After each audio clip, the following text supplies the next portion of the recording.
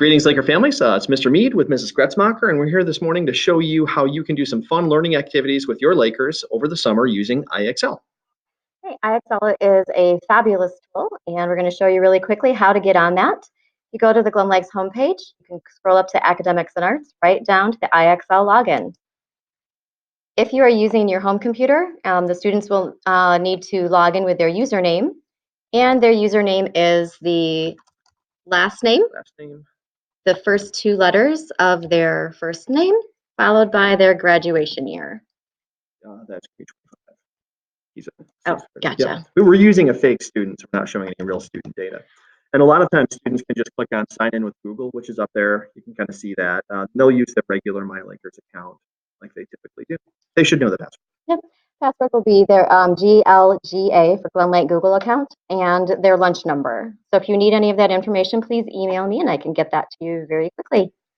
So once we click on sign in, it's going to take you to the home page of your child. You'll notice this says recommendations.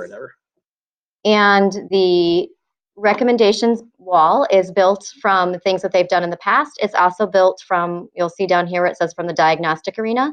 If you click on that, it highlights anything that's recommended from that arena in blue, which helps out. You'll see there's some language arts, so it will just do language arts, or if you click on the book again, it will show you the math ones as well. So if they did language arts yesterday and just want to work on math, they can click on that little pyramid and it will only show recommended math skills. The nice thing about IXL is it's using your students' diagnostic data to target the specific things they need to learn about. It's not a generic program where everyone's getting the same topics. It's actually focusing in on where your students' strengths and weaknesses are to make sure that they're spending their time most efficiently. And for some of the younger students, they might not have started the diagnostic yet. So if you go up to the top bar, you'll see where it says diagnostic right there at the top of the screen.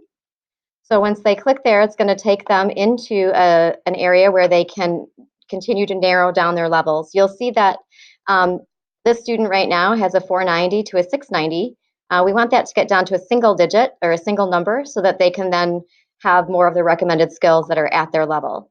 When they do get down to a single number, you'll notice 490 typically means that they are getting, they're working on fourth grade skills and getting 90% of those fourth grade skills correct, whereas a 690 would be they're working on sixth grade skills and getting 90% of those correct.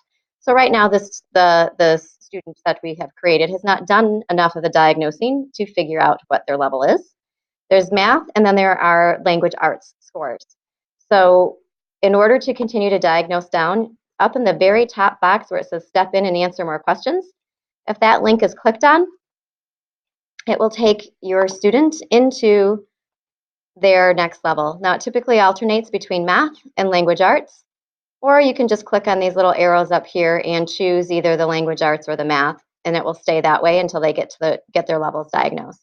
The more time they spend on it, the narrower that gets, until it pretty much pinpoints where your student is performing. It takes about 60 to 70 questions to get those all dialed down, and then they have to go back to the diagnostic every couple of weeks, spend maybe 10 more minutes on each math and language arts, and then it will allow them to keep that current on what they need to work on. So one of the things that we love is that when we have this component, it says blank is 2 times as much as 9. If the students really don't understand it, they say, I don't know this yet. And it will say, great, we'll make sure to work on that later. And that will likely be now added to the recommendations wall. So when they go through these things, then they can go through purple and rectangle, and then we're kind of good. So as they go through these components, they just hit submit. And it says incomplete answer. Okay, so I have to put all of those in. Well, that's not purple or a rectangle. Let's just go outside the box. Okay. You might have to use a different question. Oh, we got it. We got it. Awesome. Good job. Leveling up here. There we go. So as they go through, it'll take a peek at your levels, and it will then show you where they're at on those levels. When they're ready to dive in, they can just go back to that recommendations wall, which they'll see when they first line in or log in, and you'll see try something new, keep at it from the diagnostic arena, and they can just click on those to go into a skill. So if we go into one of those skills, what the kids are going to see is and this is a 7th grade, choose between subject and object pronouns. It'll throw them into a skill that they're ready for. And so as they choose, it's going to bring that SMART score up. So once they get to a score of 100, they've mastered that, and they can move on to new skills. If they are struggling, you'll notice down below, they have not feeling ready yet. It's going to give some skills that will lead up to what they're currently working on. So they can click and go into those and then come back to this skill later. So they can get there by the recommendations wall. They can go straight to a subject. So if they looked at their NWA and said, "Ooh, I'm not so good at my geometry," they can go to They can go to math. They can choose topics and say, "You know what? I want to work on geometry," and they can click on that and then look at the different level of skills that are there. Choose a grade level and then just kind of get started. So most of the kids know, especially my 5th and 6th graders know that they do need to be working on a skill that's appropriate to their current learning ability. So some of them might be working on a 4th grade skill. Some of them might be working on a 7th grade skill. They will not get credit if they're jumping down to kindergarten because the majority of those kids don't need kindergarten skill practice. Probably not. So, but that actually brings a good point because the kids will end up earning raffle tickets, which are going in for some really spectacular prizes. Yep. So when they kind of get to some of those things, they will have these little bars will show up and which ones they've already done, and it will show them that once they've mastered those. As a parent, one of the things that's really kind of nice for you would be to look at the analytics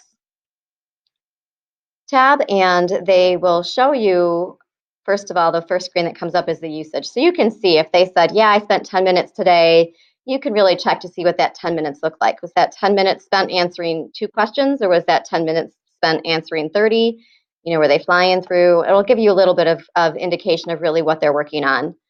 It'll also show you some great information about what they got right, what they missed, if they were able to master their skill that they were working on and get to that 100 that they're trying for.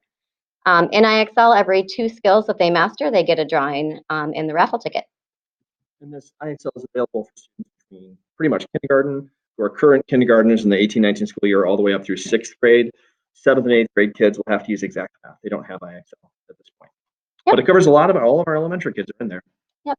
And it'll just give you some really great information. And it's really good if your kid's struggling, go ahead and sit down with them, see if you can help them figure it out. And if not, go ahead and email either myself or Mr. Branson, and we will be able to either send you some links to videos or supply some additional practice. But they can always use this. This is a never-ending worksheet, essentially.